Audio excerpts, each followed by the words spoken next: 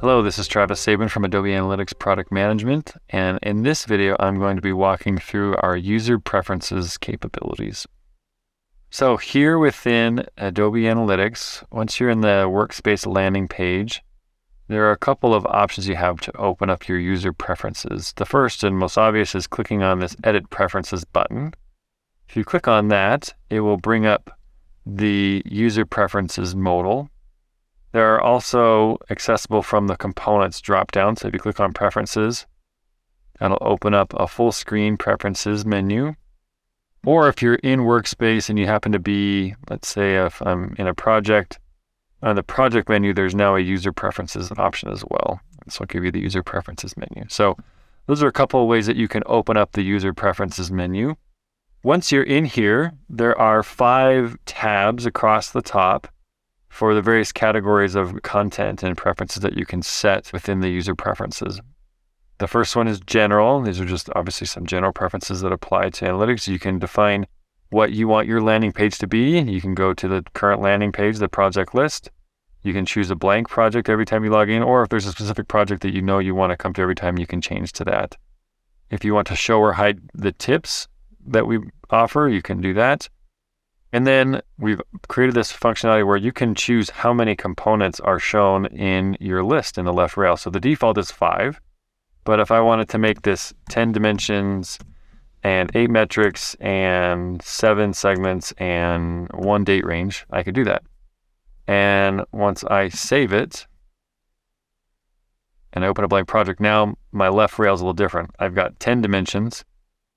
I've got my 8 metrics, my 7 segments, and I've got 1 date range. And this will be the same as well if you're in a builder,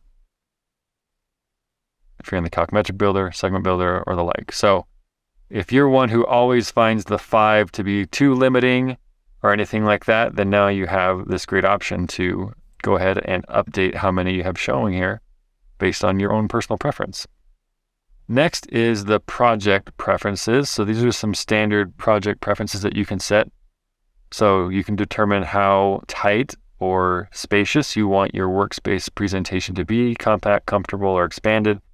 You can choose your default color palette, and then you can choose which report suite you want to be defaulting to, what you want your calendar to show up as, your original panel type when you open up a project, and then just some standard table number formats here. So you'll notice here on the left side, I've got this display and this data kind of following me as I'm navigating through. These serve as kind of navigational things. You can click on them to move to the various sections. Here are the project lists. This isn't very many, but it serves as a great shortcut to move around. As we get to some of these other tabs, you'll notice that, and that's really, really helpful. So then I'll go to the company tab. This is only visible for admins. If you don't want your users looking at some of the Adobe provided pre-built content, you can hide the reports tab from them if you turn this on, and we'll have other company settings adding in the future. So then let's move to Freeform Table. Again, I've got these 3 sections, table, column, and row, and I can use these to move around within this. But here in the table settings, we brought a lot of the out-of-the-box settings that exist for Freeform tables here into the user preferences. So if you want to set up how you want your tables to look like and feel every single time, so they look the same, then you have that option here. So you can choose whether you start with a blank freeform or a table builder. You can choose your default metric, your default dimension, and then some of the settings that exist within kind of our gear icons, aligning dates, wrapping text, showing sparklines, so on and so forth. Nice thing here is we get a nice preview of what's happening within your table and how it looks like. So if you turn some of these off, you can see what they might look like. So if you don't want to see some totals, you don't want to see certain things like that, then you can customize those and get a little preview of what this will look like. Additionally here, if you choose to have conditional formatting turned on, we have some new color palette options. So we have the previous version of the green, yellow, and the red, but we have some more accessibility-friendly color options here as well that can be chosen. And so you can see kind of a preview of how those look like here in the preview section. And then for the rows, you can choose, again, some more options here. So lots of control over how you want your Freeform table to show out of the gate without having to customize it every single time you build a project. And then we'll go to visualizations now. So we have settings for almost all the visualizations within Analysis Workspace as of today. And so you can come in and customize the settings for each of those visualizations based on how you like them to be configured. So we have some general settings that apply kind of throughout Workspace, and so you can go and set some of those. And then for line charts, we have that. We have all the gear icons that you have accessible here. And then moving down, we have kind of the same things for all the different visualizations. So whatever functionality exists within some of the settings and the gear icons, a lot of those can be found here. One other thing to call out here on the cohort, we have the new color palette options here as well. We still have the standard one that we've been using previously, but we have the new options that are, again, a little bit more accessible friendly.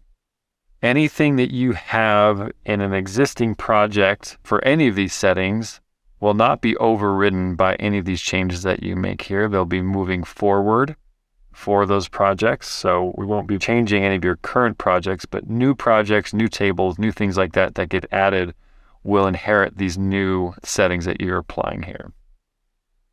And so again, I can go on down and go through our combo chart, our key metrics summary viz that we just added, fallout, flow, stack charts, summary change, summary number map, and so on. Again, this is where this little navigation structure is really nice. You can click on whichever one of these you want to move to, so you can get to it quickly and easily to make those updates and those changes. So if for some reason you made a bunch of changes and you want to get back to maybe our provided defaults, you can click on this Restore Defaults button. Again, this will return all of your values to the Adobe defaults that we have provided. So it will change any of the settings that you've created and it will store to the Adobe defaults. And then once you save these, your features will now get saved. So let's say if I pull in cohort and if I go by day and I build this up, this should have the new color palette. And so now I've got the new blue color palette that I chose using my user preferences. Again, if I want to change any of these, I can obviously come in and update my user preferences from here. But again, user preferences are a great way to customize your individual preferences for how you want to view them within your projects and analysis workspace. So we hope this is helpful, saves you some time, makes it easier to get your project up and running just how you want in the future. Thanks for your time.